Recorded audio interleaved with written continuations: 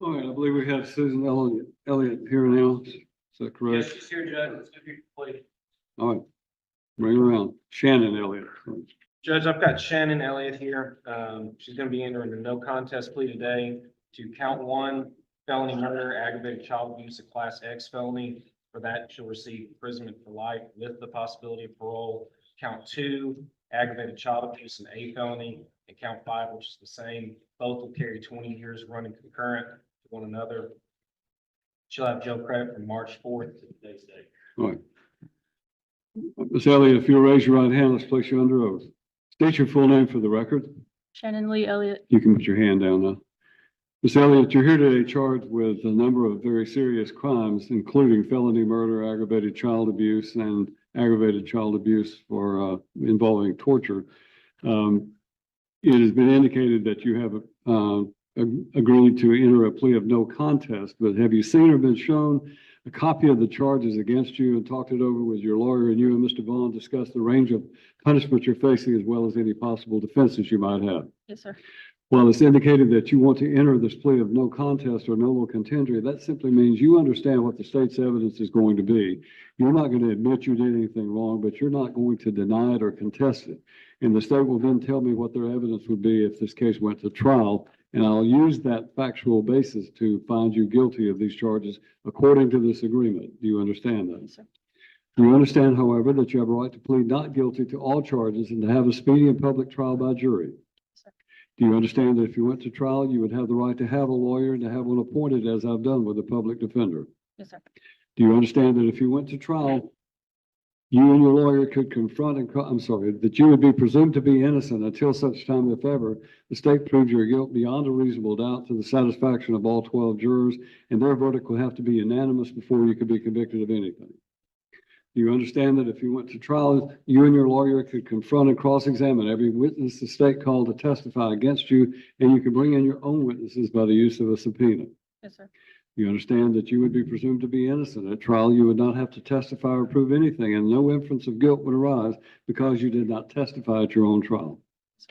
Do you understand that if you went to trial and you were found guilty of a crime, you could appeal the conviction and the sentence imposed to the Court of Criminal Appeals and have a lawyer appointed to help you with that appeal? Sir. Do you understand that by entering this plea of no contest, you're waiving your right to a trial and to an appeal? And all I'm going to do is approve what your lawyer has worked out, which, as was pointed out, means that you will be sentenced on first-degree murder to life in prison with the possibility of parole. And then you will also have 20-year sentences on these other two cases as well. You understand that? Sir. You understand everything I've explained to you? Yes, sir. Do you want to plead no contest according to this agreement and give up your right to a trial and to an appeal?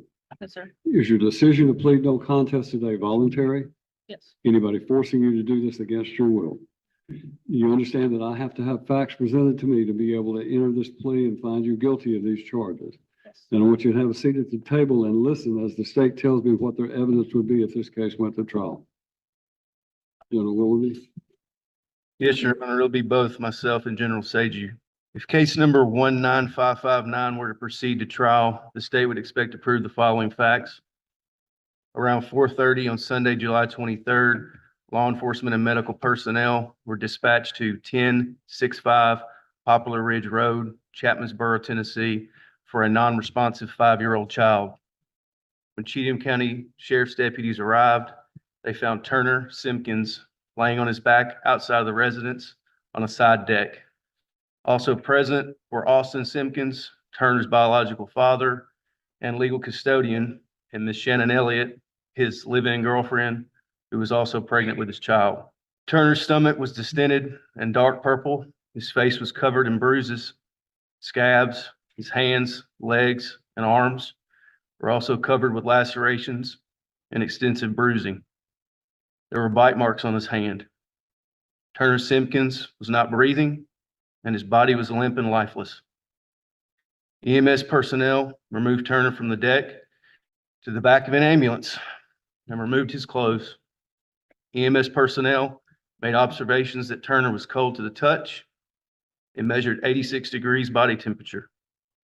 They observed Turner had bled out internally with large quantities of blood pooling in his testicles. EMS personnel were not able to revive Turner, and no pulse could be established. Turner Simpkins was declared dead at 4:42 p.m. His body was transferred to the medical examiner's office for an autopsy. The TBI conducted and assumed the investigation under Special Agent Kendall Henderson. Shannon Elliott was later interviewed by law enforcement. She told investigators Austin had been out of town all weekend. Shannon Elliott informed law enforcement that she picked up Turner on Saturday, July 22nd, from her mother's house in Springfield, Tennessee. On the way home, they stopped at Sonic to get drinks and closer to home.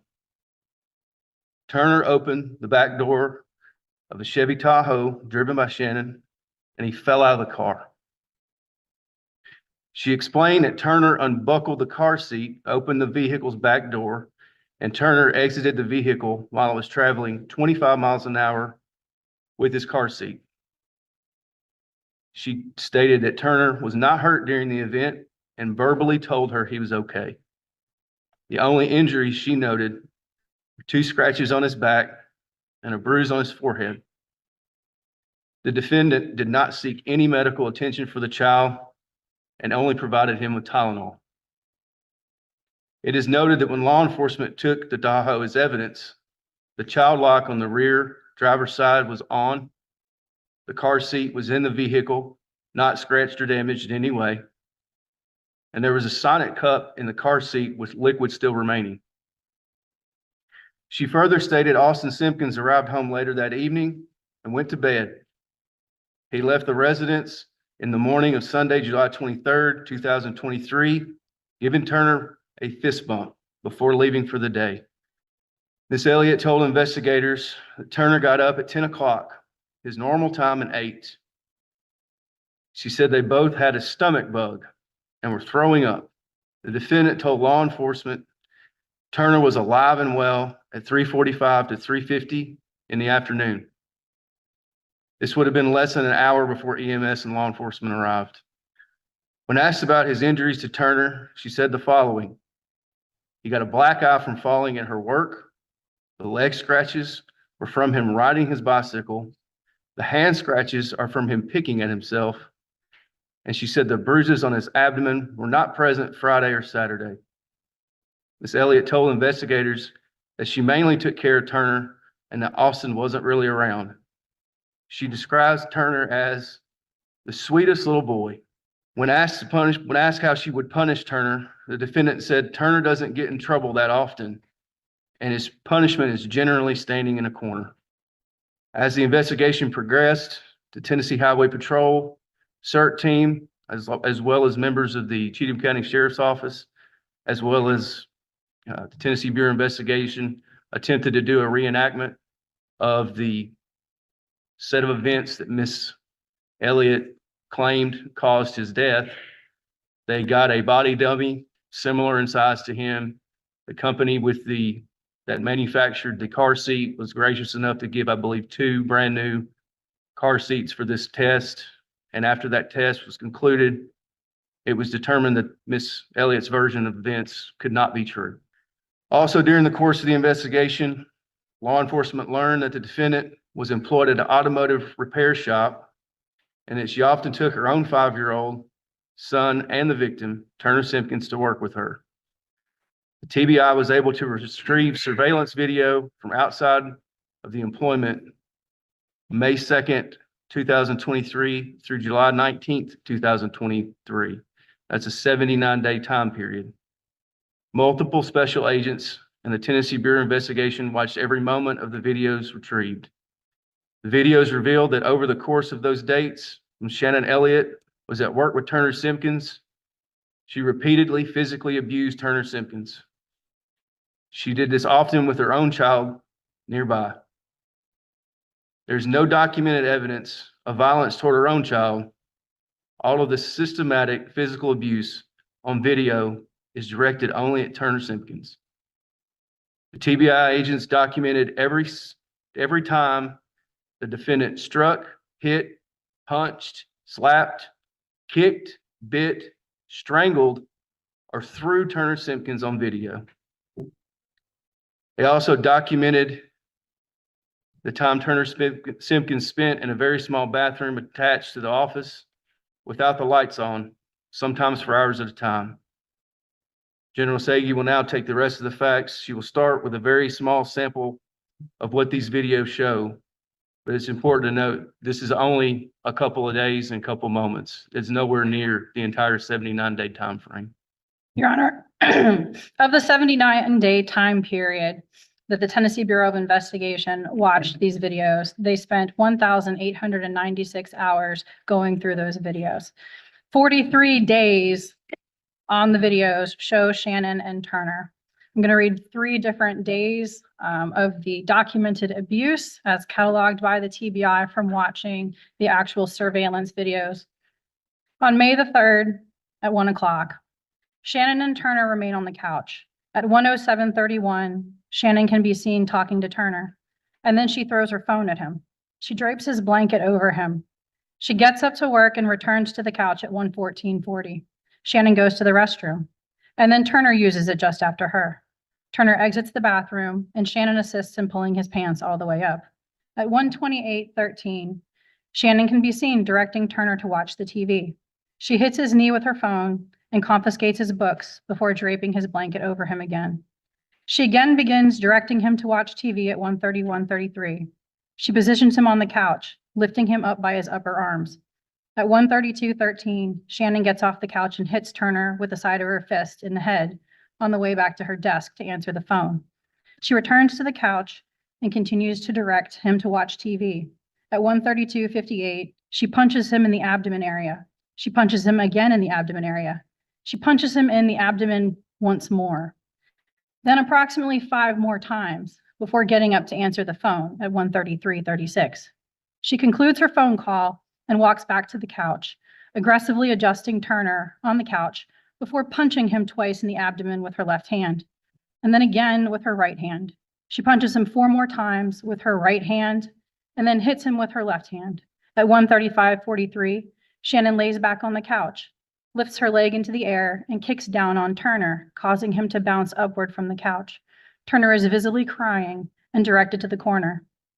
Turner is holding his abdomen, and Shannon summons him to her. She speaks to him for a few seconds and directs him back to the corner at 1:36:22. While Turner is in the corner at 1:38:34, she flicks him in the eye. She grabs him by the jaw and brings her face close to his and stays in this position for several seconds before kneeing him in the abdomen, lifting him off the ground by his right arm and putting him on the couch. Turner is crying and writhing in pain. He sits up on the couch at 1:39:36. She begins directing him to watch TV before punching him in the abdomen. She smacks him and begins strangling him. She strangles him for 30 seconds, his face visibly turning red. Once she releases him, she kicks him in the face twice. Turner is now on the opposite end of the couch, and Shannon is in the middle of the couch. She drags him by his legs towards her, blocking him from being seen by the camera. She appears to squeeze his throat with her left hand for several seconds before releasing. Turner is directed to go to the corner again, and as he is getting off the couch, she kicks him in the abdomen with her right leg. Turner is visibly crying very hard and clutching his chest and abdomen. Turner goes into the corner at 1:41:39. At 1:42:50, Shannon grabs Turner by the throat and lifts him off the ground, carrying him into the bathroom in the air. They remain out of sight until Shannon exits the bathroom at 1:49:17. Turner exits the bathroom shortly after pulling his pants up. Shannon positions Turner on the couch. She checks him over, appearing to look for injuries, and goes back into the bathroom. She mops the floor of the bathroom and sits back on the couch at 1:51:15. She talks to Turner briefly before tossing his water bottle at him. At 1:53:35, Shannon directs Turner to watch TV before kicking him in the face. She kicks him in the face again before directing him to get to the corner, kicking him once more on his way off the couch. Shannon gets off the couch at 1:54. She hits Turner in the back of the head with her hand. Shannon changes the TV channel and walks towards her desk, hitting Turner again in the back of his head while his face is in the corner. She turns around and walks back towards him, kneeing while he is still standing in the corner. She knees him again in the abdomen causing him to fall to the ground on his knees. She knees him again, this time holding him up by his arms. At 1:55:49, Shannon lifts Turner's hoodie to look at his stomach. She directs him back to the couch at 1:56:15. She leans over from the opposite side of the couch and bites his hand. She aggressively turns him inward towards the back of the couch. At 1:57:55, Shannon gets off the couch and readjusts Turner before smacking him. She sits back on the couch and lifts her leg up before kicking him again at 1:59:06. Shannon plays on her phone on the side of the couch while Turner stays in the corner for the remainder of this 1 hour. That is 1 hour on May the 3rd of his life. On May 19th, from 11:18 a.m. to 11:24 a.m., again, the defendant is with the victim at her place of work, 11:18 a.m. Shannon is motioning for Turner to watch the TV. She then reaches over and pinches his cheeks and shakes his head. She then grabs him around the neck with both hands and jostles his head and neck and is clearly holding tightly. She then balls up her hand and acts as if she's going to hit him. Shannon then grabs Turner by the ears and shakes his head. She then grabs him by the hair and then the neck again. Shannon grabs Turner by the neck with both hands, where her thumbs are on his throat and hands are wrapped around the back. She leans forwards towards him and is clearly squeezing his neck with force. She is even visibly straining as she does this. Shannon grabs Turner by the throat with her right hand and pushes him back against the side cushion, pinning him there. She holds him there for approximately 10 seconds until Turner is able to twist his body out of her hold. At this point, you can clearly see Shannon has Turner by the neck and is squeezing it severely. Immediately after she lets him go, she looks at him as if inspecting his neck. She is touching it gently and motions for Turner to lift his head so she can see his neck better. As soon as Turner exposes his neck, Shannon grabs him again by the neck with her right hand and pushes him against the couch by his neck. She repositions her body so she can get more leverage to push against Turner. Turner is swinging his arms and legs wildly in an attempt to get free, but Shannon is able to maintain her hold on his neck. She holds Turner by the neck for approximately 30 seconds. Her own son is sitting behind Shannon and appears to say something, which prompts Shannon to let go. At 11:20 a.m., Shannon again sits Turner up and motions him to raise his neck as if she is going to look at it. Turner complies and raises his neck. Once she does this, she again immediately violently grabs him by the neck with her right hand. She holds him by the neck very clearly, squeezing and forcing him off of the couch. He's about to fall off the couch, and Shannon lifts him up by the throat and brings him back to her lap. Turner is very clearly struggling and has both hands on Shannon's hands trying to pry it off. She holds him by the neck for approximately 60 seconds until finally releasing. 11:21 a.m. Shannon is continuously motioning for Turner to look at the TV and slaps him on the face with her hand. She then grabs his right hand and appears to bite it. At 11:22, Shannon grabs Turner by the head with both hands and appears to be sticking her thumbs in his ears on both sides and squeezing. She again motions for him to look at the TV and grabs him by the neck with her right hand on the back and her left hand on the front. She holds him there for approximately 15 seconds. 11:23 a.m. Shannon grabs Turner by the head and hair and forces his head up. Holding it there for several seconds, she punches Turner in the abdomen 3 times and takes her right elbow and shoves it into his midsection and gets on top of him, pressing all of her body weight down on her elbow and Turner. She then holds Turner by the neck and throat area with her left hand for several seconds and then punches him in the chest area twice and once in the face. 11:23 a.m. Shannon is pointing towards the TV and then hits Turner in the face with her right hand.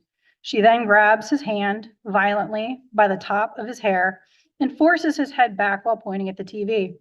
11:24.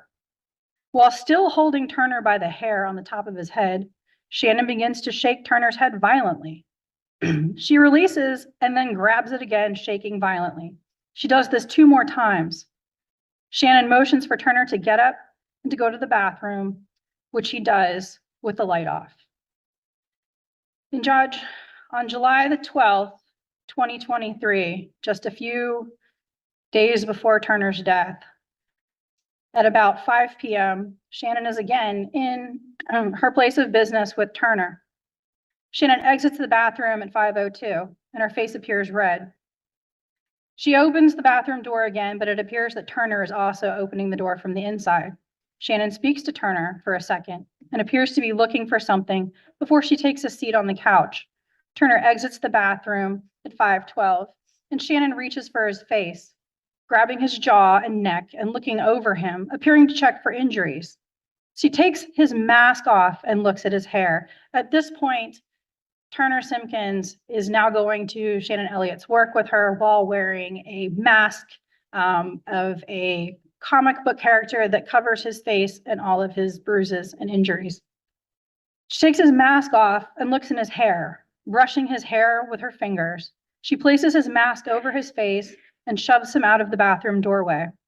Turner puts his shoes on and stands and waits, adjusting his mask.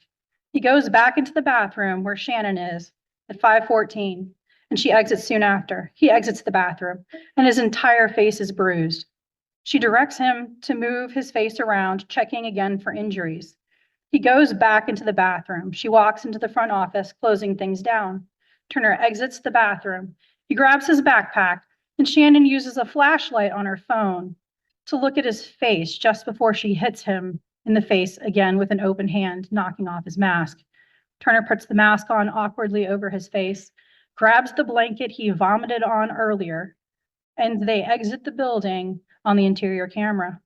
On the exterior camera at that time, Shannon opens the door for Turner and he gets into the car. Shannon has gotten to the driver's seat, but it gets out and opens Turner's door again. While the view is mostly obstructed, it appears that she is hitting him again while he is in the back seat of the car. She gets into the driver's seat and the vehicle exits the parking lot. Your Honor, this is a snapshot of just 2 hours and 6 minutes of Turner Simpkins' life. There are massive amounts of videos where she does this. Based on the video documentation the District Attorney's Office and the Tennessee Bureau of Investigation have looked at, the defendant strangled Turner Simpkins at least 74 times, some of these ending with what appears to be loss of consciousness. Turner is seen on several of the occasions trying to peel the defendant's hands from around his neck while he writhes in pain, fighting to breathe. The defendant physically struck Turner, documented over 1,073 times. An autopsy of Turner Simpkins was performed on July 24th, 2023, lasting 2 days and producing over 800 images of the injuries. Turner Simpkins was born on June the 18th, 2018, and had turned 5 years of age the month before his death. At the time of autopsy, Turner Simpkins weighed 34.5 pounds, and according to the autopsy, quote, appeared younger than the listed age of 5. The medical examiner determined the cause of death to be multiple acute and chronic blunt force injuries and malnutrition. The manner of death was homicide. The circumstances of his death were that he was assaulted by others and neglected care. Specifically, the pathological findings, the injuries to the child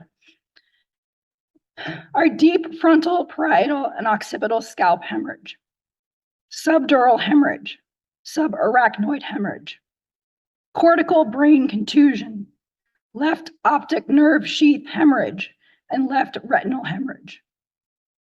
Hemorrhage and fibrosis involving anterior neck muscles.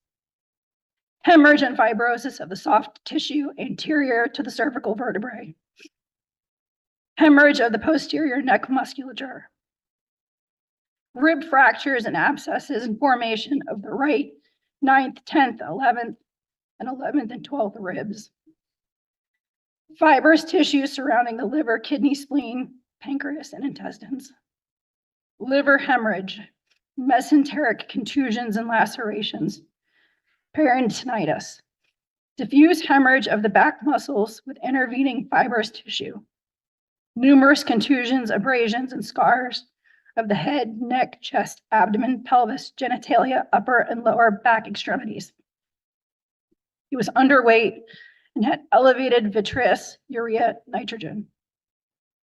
The medical examiner concluded autopsy findings are significant for blunt force injuries of various stages of healing of the neck, chest, abdomen, pelvis, genitalia, extremities, and back. Body mass index is significant for an underweight male child, 14.8 kilograms.